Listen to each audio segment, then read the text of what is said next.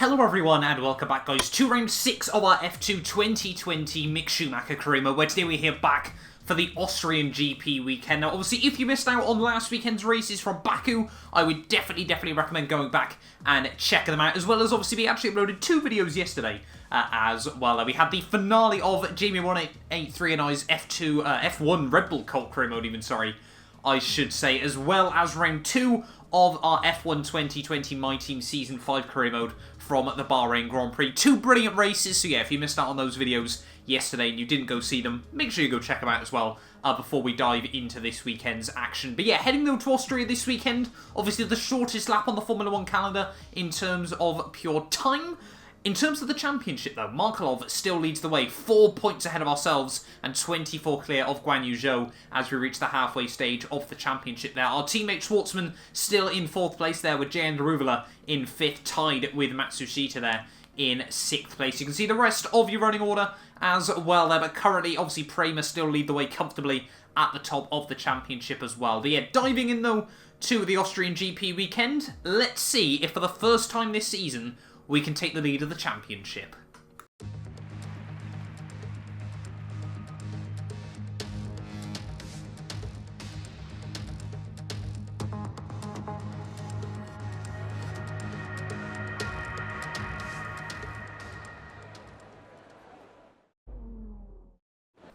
So here we are then, qualifying day in the Styrian Mountains, ready for the Austrian Grand Prix. Always a track that I find very good fun on F1 2020, so let's hope today that we can get a good qualifying session in terms of the setup, as always, a few subtle tweaks going in to the car. Make sure that brake bias is as far as possible and bring down the tyre pressures just a little bit more as well. Obviously qualifying hasn't always been our strongest point over the early rounds of this season. We're still yet to get a pole position over the course of this championship, but if we did get pole here today, I think we would therefore take the lead in the Drivers' World Championship. That run through turn 1 though is not going to help us out as Ailot romps away, turns into Sonoda as we head up in towards turn 2. They've got to make sure we consciously brake just a little bit earlier than I tend to in the Formula 1 cars, so hopefully that is a whole lot better in towards real turn 2. I don't believe in any of that fake turn 2 stuff around this Austrian Grand Prix circuit there, so we have not lost out on any more time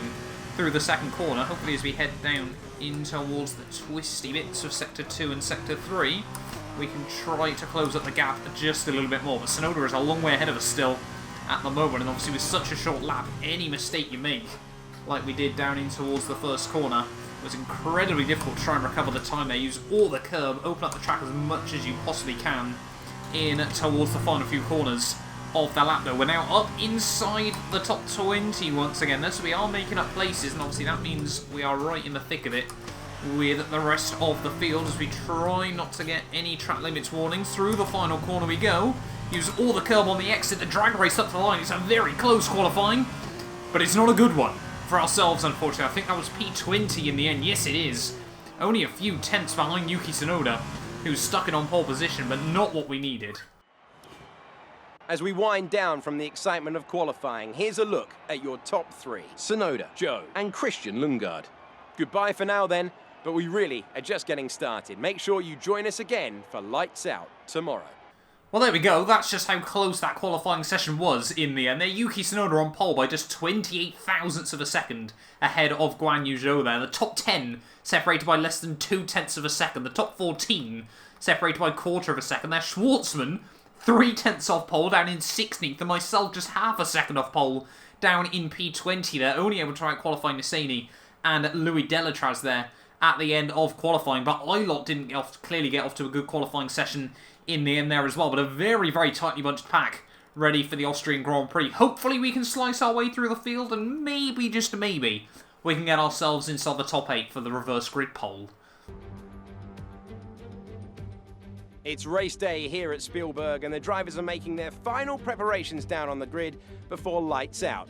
Look around, it's a spectacular setting, and I'm sure today's race will do it justice.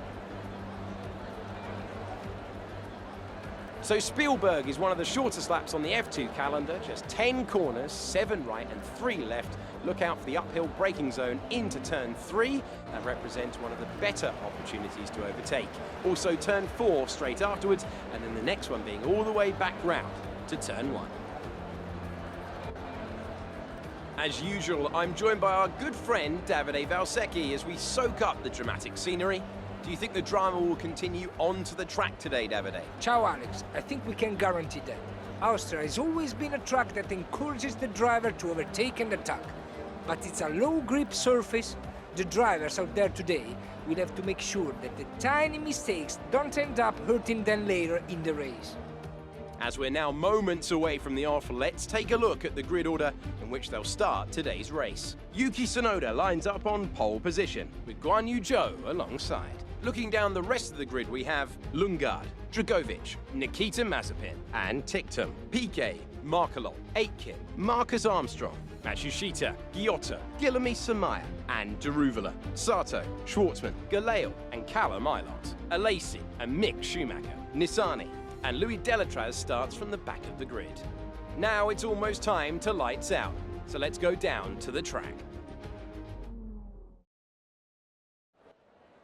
So here we are then on the grid, ready for the Austrian Grand Prix, round 6 of the season. It already seems mad that we're halfway through this calendar, but not the best qualifying session. Once again, 20 laps ahead of us. I'm not going to risk it with the alternate strat today. It's just not worth doing around this circuit there. But in terms of the setup, I don't think, I think 4 or 5 wings is certainly going to be the way we still want to go throughout the entirety of this race there. But let's dive in then here to the Austrian Grand Prix. We need a clean first lap. We need to hopefully try and make up a couple of places as well. But the Austrian Grand Prix can always be a bit chaotic off the starts there. 5 red lights. And it is, I very nearly jumped the start. It's one of the longest holds I've had in a whole long time. As we try to short shift the car into second gear there, and you can just see everyone in front of us just fanning out down in towards the first corner. We found a big run round the outside though, down in towards one, get all over the sausage curbs though, as Schwartzman, our teammate, seems to have gone a bit backwards off the start, and we've ended up gaining absolutely nothing but not losing out. As we head up the hill in towards turn 2 and turn 3 there, Callum Ilott very, very early on the brakes. No, it turns out we were just incredibly late. A lot of concentrating up. Obviously, yellow flags out. We can't make any overtakes. So we have to sit 3 wide with Galeo and Nissany there as we head out of turn 2. But we're under P18. Already ahead of our teammate Schwartzman here, as this could be a disastrous weekend for Prema if we can't slice our way through the order. Nissany at the inside of Galeo. There we go, at the inside of the pair of them, though, 3 wide. And we do make the moves well. I'm into 16th place as we head back down the hill there. I think it is still Tsunoda who leads the way as we head down in towards Sector 3 there. Guan Yu Zhou, obviously, this is a big chance for him to take some big points out of the 2 guys in front of him. Obviously, Markelov and myself as well here. So, yeah, Guan Yu Zhou will be looking at that with a big opportunity on the cards there. But it seems that 5th and 6th battling it out as well. Not too sure. I'm guessing that's Markelov, as someone's having to dive it in to the pit lane there. Tsunoda does lead at the end of lap 1, but someone's had to pit. Who on earth is that then? That is Pedro Piquet. He's not had much luck in the early races this season there, and he's had to pit at the end of lap 1, which means we've ended up making 5 places up on the start here. That is exactly what we needed, but Daruvala are up next. As instantly we've got yellow flags. Who's got issues? I think that's one of the high-tech cars. So already someone with a mechanical issue, just on lap 2 of this race there. Who is going slowly? It's Christian Lundgaard out of the Austrian Grand Prix there, and a gutting way from P3 on the grid. He's already out of this race. Jan Daruvala here going a bit slowly out of the final corner. We're going to try and look to the outside in towards turn 1 there. Pretty even on the brakes as Daruvala tries to give us the room. Gives us a bit of a squeeze on the exit of the corner there, and I think that's going to be Galeo that's going to try and capitalise on that. Look at that from Sean Galeo. Opportunistic move as we head up the hill there. We've still got the DRS on Daruvala though. We'll go late on the brakes up the inside of the pair of them in towards turn 3 there. A little bit of contact as Galeo tried to turn in, but we do finally make the move work on Daruvala, and we've still got the DRS as well. That was very risky. We could have received a penalty. The team saying that was a risky overtake, but that's kind of what Formula 2 is all about. Sato really slow out of the final corner there. We might be able to get a run there as new fast lap of the Grand Prix, so we are clearly getting into a good groove at the moment there. Sato and I'm pretty even on the brakes. He tries to give us a big old squeeze over the inside sausage curb through turn 1, but I think we have just about got the run. No, we haven't. I think Sato still managed to get the DRS of Samaya in front of him. Yes, he has. So Marina Sato we are going to go up the inside in towards turn 2. A common overtaking place so far for me. And we are up into 12th there, but Sato really trying to put up a good fight for it. Oh, we got more yellow flags out though. Oh, what is Samaya doing? I think it's Giotto with issues.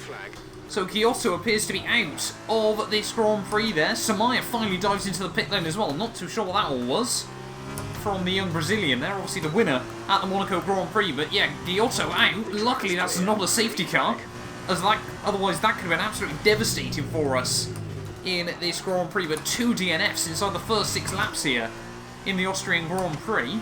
And we're up into 8th. Sonoda and Guan Yu Zhou are diving into the pit lane. I think everyone else is coming in as we head down in towards the final corner. But these tyres still feel quite good, in my opinion. So I think we'll allow Schwartzman to get the earlier stop. And we'll go 1 lap longer in this Grand Prix. Yep, luckily Schwartzman does dive in, so it was a good job we didn't. And we will inherit the lead of the Grand Prix then, albeit only for a short period. But yeah, these Ultra Softs, or Super Softs even I should say, don't feel too bad. Heading down in towards the final couple of corners of the lap. These Super Softs certainly haven't hit the cliff yet, but I think they're definitely going that way. So we're not going to do anything and take it another lap longer in this Grand Prix. Make sure we stay in the white line, just running right on it on the way down into the pit lane. And obviously make sure we get the car slowed down nice and early into the pits. 37 miles an hour. We were very, very cautious that time around, but I've noticed as well, Guan Yu Zhou does seem to have got the jump on Sonoda through the pit stop window there, so big potential championship implications with that one there. So I think Markelov now up into 5th place as well. Can we get a nice tidy stop onto these softs? Let's just wait and see. 6 seconds. The car didn't want to get in gear, but we did get away not too badly there as we head back out of the pit lane. I think we have lost a bit of time as Samaya flies back past us there. Either that, or I think actually Samaya might have made up a fair bit of time through the pit stop window there. Is heading back out of the pit lane. We get the power down. We just about get ahead of Matsushita, who might still get a run on us up the hill in towards turn 3. But it all seems to have swapped around. Sato's ahead of us,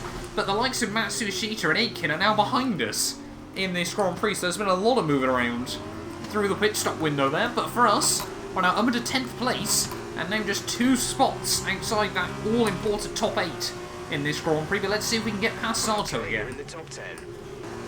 Really trying to apply the pressure to Sato. Down in towards turn 1. Can we try and get a run on the exit of the corner? Maybe go for our favourite overtaking opportunity that we've done so often in this race already once to Marina Sato. As we head up the hill there, he's going to force us to the outside. We dip a wheel on the grass. We're going to be pretty even on the brakes there. The Japanese driver does hold the nose up the inside. Can we get the power down? All over the exit curb. He's going to get the DRS on us this time around, so he might be able to get a chance to come back at us as we head down the hill there. As you can see, both him and Matsushita closing in, but Sato ducks into the slipstream for whatever reason and doesn't decide to go for the send. So clearly I don't think he wants to be involved in a battle with us at the moment, and we're up into 9th. New fast lap of the Grand Prix as we slowly close up the gap to Marcus Armstrong in that all-important 8th place here. As we try to get a run out of the first corner, we're sort of stuck in a bit of a DRS strain, but behind Samaya, Tictum and Armstrong. Not your typical F2 battle, I'll be honest, as Tictum might try and line up a move on the Brazilian up the hill. No, he doesn't quite make anything work as we just dip a wheel on the outside curb there. But yeah, we've got to try and find a move on Armstrong sooner rather than later if we want to continue to make forward progress in this race. Come on, this time around we've got to get a run on Armstrong as we head up in towards turn 3 there. It just seems like I think the ART driver has just got a little bit less downforce in his car there because he's getting so much better. What is that?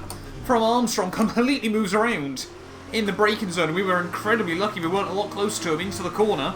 Otherwise we would have completely gone into the back of Armstrong there, but luckily we get away with it.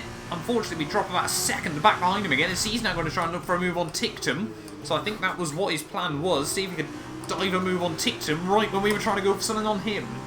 Now, therefore, Tictum becomes the man we need to get around. I think it's safe to assume Dan Tictum isn't the kind of man that's going to back down from a battle here as we head back down in towards turn 1. Maybe he's going to try and get a run on Armstrong again. Maybe we can try and get a run on the pair of them. How on earth is Samaya holding onto this position in front of all 3 of us as we head back up the hill there? Can we try and get a move on Tictum again? He moves out in the braking zone. We have to avoid him on the way into the corner there, take a lot of curb on the apex as we try to get the power down, though. On the exit of the corner there, Tictum's just going to cut him across in front of us as we head down the other side there. And can we get a move around the outside in towards turn 4? Again, Tictum just squeezing us through the corners there towards the curbs. And again, we can't quite make anything work. What? The F2 AI? They are a different breed of brutal in terms of their defending. Come on, that's a good run. That's what I like to see around the outside. Hopefully now to the inside, in towards the final corner, in towards turn 1 here even, I should say. Up the inside of Dan Tictum, who again gives us a big old squeeze on towards the inside curb there. It is going to be a straight drag race up the hill in towards turn 2 and turn 3 there. But look at that momentum from Tictum. What can we do to try and defend against that there? We'll have a look up the inside and towards the corner though, a bit later on the brakes. I can feel the rear brakes locking ever so slightly.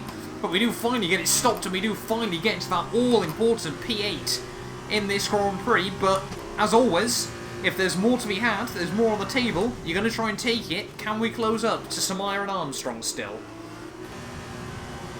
5 laps to go here, and Armstrong seems to really be dropping back from Schumacher. That's not what you want from Armstrong. A big lock-up in towards the first corner there, and just by hitting the apex, we've been able to make the move work. And we're now up at a P7 of this Grand Prix there. I'm definitely starting to notice we've got a bit of tyre advantage over a lot of these guys, but remember, obviously we pit 1, maybe 2 laps earlier than a lot of the cars, later, sorry, even, I should say, than a lot of the cars around us. So we have got a bit fresher rubber than everyone else in the field. I think bar Pedro Piquet, who's a long way off anyone, still at this point of the race there. So yeah, trying to use that whilst we can, but don't want to take too much out of the rubber still, so we end up in the same boat as everyone else. 4 laps to go now. I don't think Schumacher is going to be able to do too much to defend from us as we head up in towards turn 3 there. We'll try and get a good run out the first corner. Use all the exit curb there. Try and short shift just a little bit to avoid the wheel spin on the exit of the corner there. And yeah, finally going up against someone with no DRS in this race there. Schumacher has got some brilliant top-end speed though. Fair play to MP Motorsport. Not MP, sorry, Campos I think it is for Schumacher. They're building their car with such good top-end speed this weekend, tuning that up, but around the outside we still go. Schumacher's going to have the DRS though as we head back down the hill. Is he going to be able to get back past us? He's going to have a look for it, but we're just a bit later on the brakes. A bit of a lock-up though through the corner.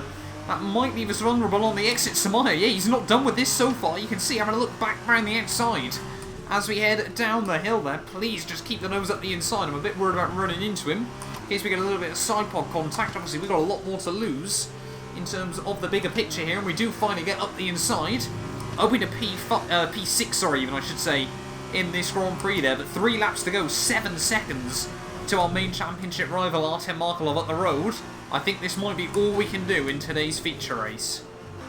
Heading into the final few corners though of this Austrian GP feature race though, and yeah, like I said, I think, yeah, 7 seconds in 3 laps was always going to be a bit optimistic, never mind how good the tyres have lasted towards the end of this Grand Prix. As you can see, we have made a huge indent in the guys in front of me. We are still setting purple sectors here and there as well, but it is going to be, by the looks of it, Guan Yu Zhou who wins this race through the strategy ahead of Yuki Tsunoda there, the Chinese driver's first ever F2 win, if I'm not mistaken. But in towards the final couple of corners from 20th on the grid. I said we needed a top 8 at the end of the day, and that's exactly what we've got. 14 places in 20 laps.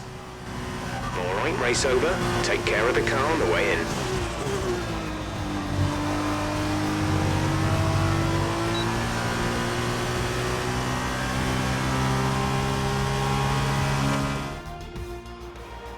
Brilliant stuff from Uni Virtuosi today. That's another historic win. And Davide Valsecchi, give me your thoughts. How did they accomplish this result? It was down to one thing: consistent pace over everyone else out there on the track. We could spend a great deal of time talking about race and tyre strategy, what else occurred on the track, but at the end of the day, the difference here was down to simply being faster on track than everyone else. Amazing skill on show. And as the adrenaline dies down after another eventful race, here come our top 3 out onto the podium.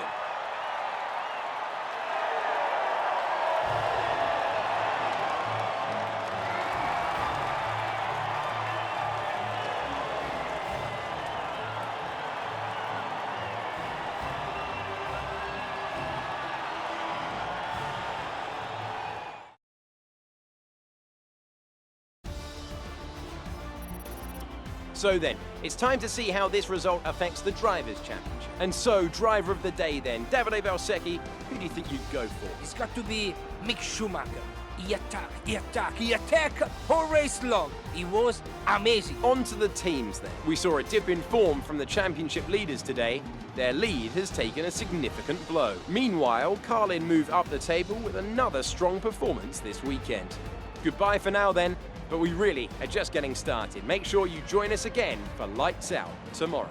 Well, there we are then, guys, the end of the F2 feature race here from Spielberg, and it is Guan Yu Zhou who takes up his very first F2 race victory there, the first, I think, for a Chinese driver, if I'm not mistaken there. Only half a second ahead of Yuki Tsunoda, who really did push him to the flag there, but yeah, I'm sure Yuki's day in the sun will arrive at some point there as well. Drogovic, a very good day out for MP Motorsport in P3, ahead of Mazepin and Markelov there, the Russians in 4th and 5th place there. Myself, we did score as many points as our main rival R10 Markelov there, so the gap hasn't opened up, but it also hasn't come down, rather unfortunately, in that Grand Prix. Guilherme Samaia as well, a fantastic day out, 13th to 7th, fair play to the Brazilian man there, finishing ahead of Armstrong, who will start on pole position for tomorrow's Grand Prix there. Dan ticked him in 9th, Sato and Matsushita in 10th and 11th there, and you can see the rest of the order. Where did our teammate Schwartzman finish when all is said and done? 16th place at the end of the Grand Prix there.